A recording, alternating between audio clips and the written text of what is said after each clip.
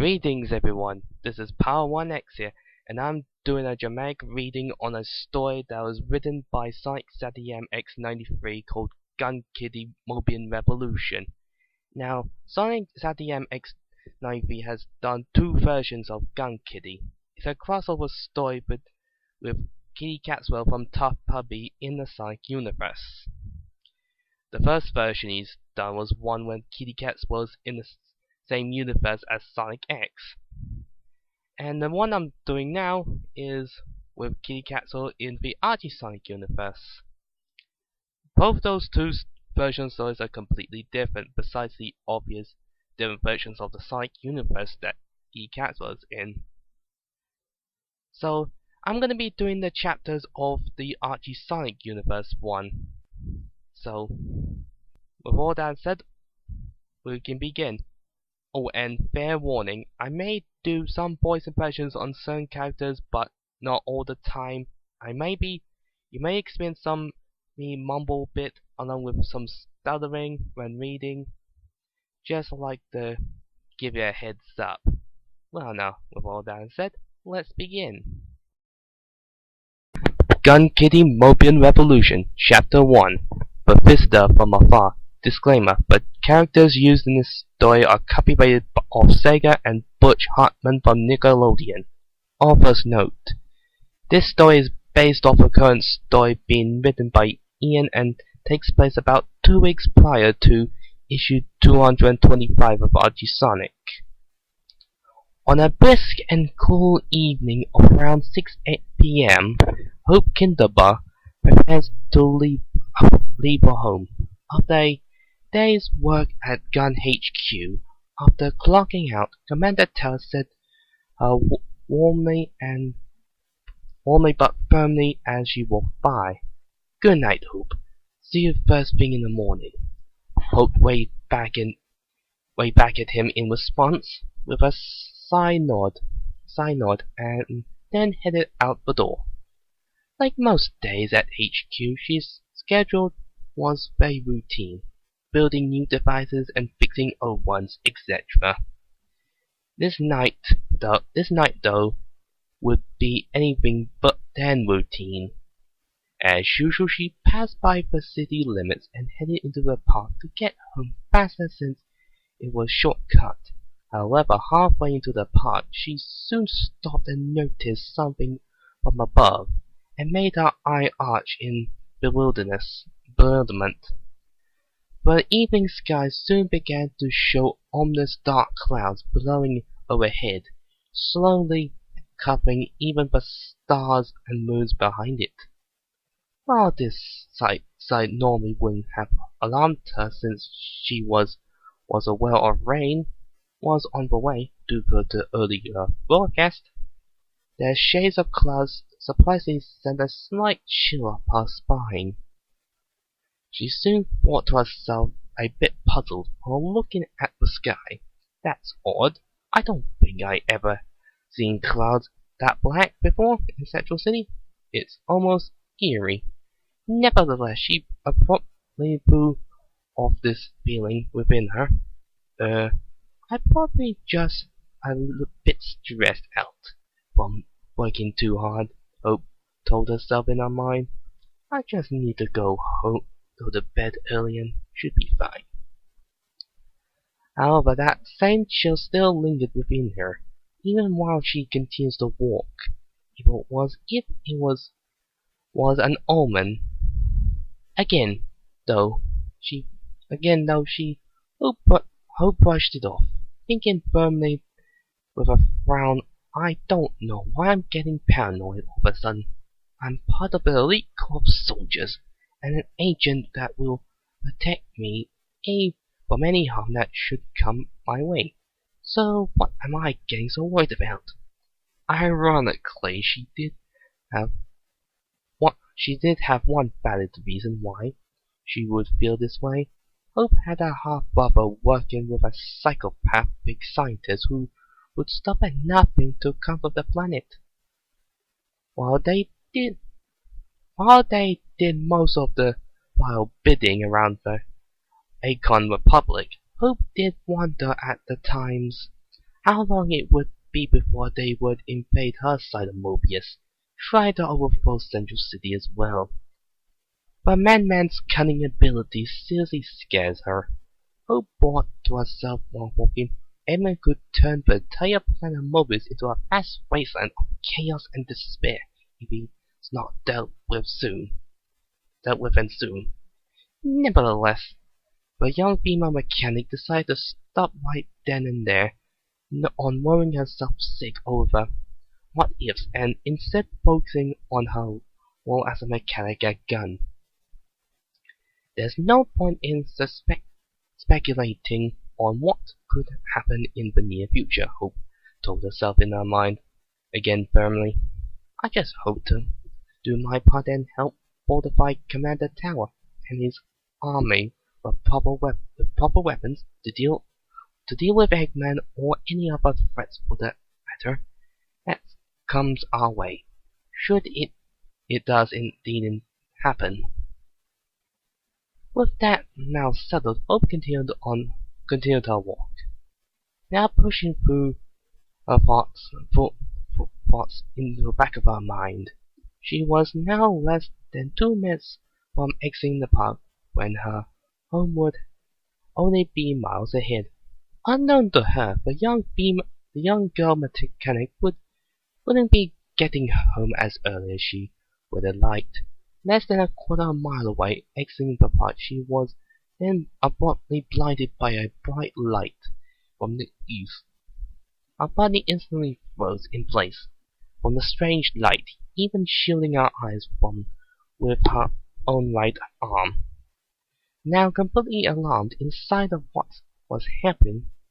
What in blazes is that? She pondered out loud, fearing it could be Eggman or one of his cronies. Hope quickly grabbed a can of pepper spray from her right pocket and walked over to where the light and flashed to investigate. She had brought it with her as a means of protection in case of getting mugged or ambushed. Yet that why Eggman dares to attack us under the cover of light, Hope thought to herself, he'd be in a rude awakening. Within seconds, the bright light began to fade away, where it slowly appeared into the cover of darkness from before a soft plop sound soon afterwards. Hope, meanwhile, finally arrived at the scene, preparing to attack if necessary. However, what she saw there on the grass near the sidewalk made her drop her guard even to the point of gasping in disbelief. Oh my goodness, it looks like an injured human. It might even be unconscious too. Hope then turned the person over on its back, as was her face first on the ground, trying to get a better look at them. Again she gasped in horror at getting a better look at it, thinking to herself, wait a second, this isn't a human, it's a Mobian. What made it even more shocking was the fact that parts of the fur and grey color interior that was burnt in several places, especially on the left side, even small fumes of smoke from coming off its clothes. Poor thing, Hope thought to herself, with deep sympathy, it looks really injured. She then took its pulse to see if it's still alive. Thankfully it was, which made her sigh in a bit of relief. Moments later she added to a bit of puzzle. I've seen a lot of Mobians in my time, but I never seen a feline one this tall. In spite of the fact she was tired and weary out, Hope knew she had to help it. I can't just abandon this cat, the female mechanic thought to herself. She needs immediate medical attention, help and soon.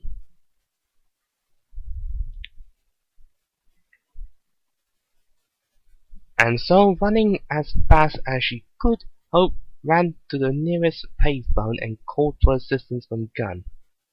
I can't take her to a normal hospital in this city, Hope told herself in her mind as she dialed. I have to bring the Gun, one where they had experiences in the past of threatening injured Mobians like Shadow and Rouge. Since the Gun HQ was nearby, a medical team arrived on the scene within 5 minutes. Normally they wouldn't have bothered in situations like this since they didn't deal with many Mobian civilians, but Commander Towers highly respected Hope and for what she has done for him as a mechanic. He reluctantly decided to agree to this request of hers of taking care of an injured cat in their hospitals as a personal favor.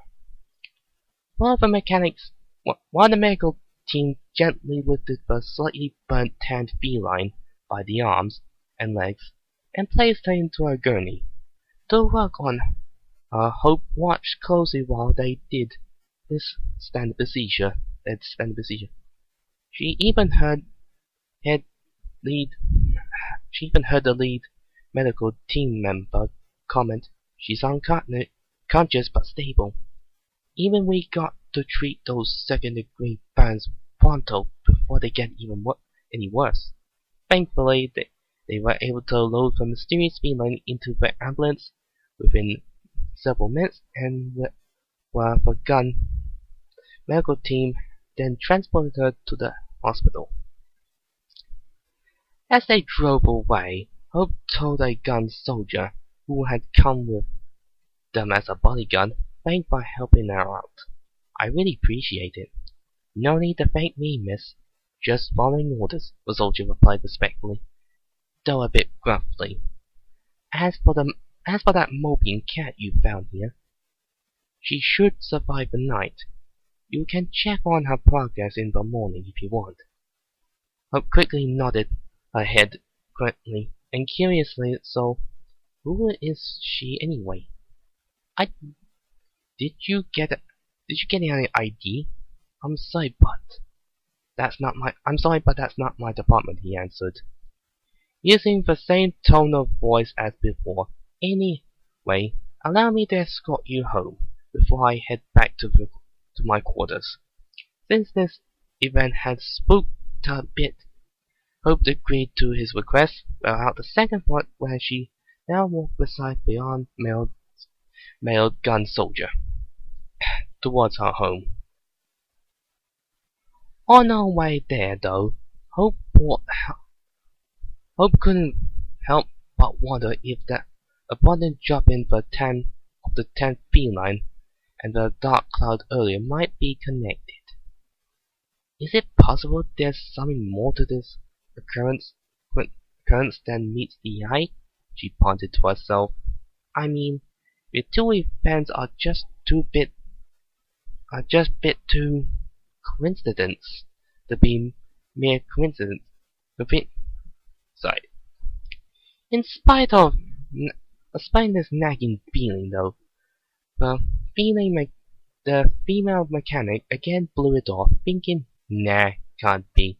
That's just silly. I think I'm letting my mind vary a little bit too much here.